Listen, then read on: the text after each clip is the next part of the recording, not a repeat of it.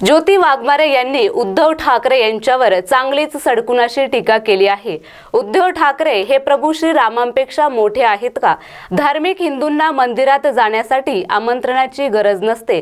राम मंदिराच्या सोहळ्यात न रुसता आदित्य ठाकरेंच्या लग्नात त्यांनी जरूर रुसावे अशी बोचरी टीका शिवसेना प्रवक्त्या ज्योती वाघमारे यांनी उद्धव ठाकरे यांच्यावर केली आहे।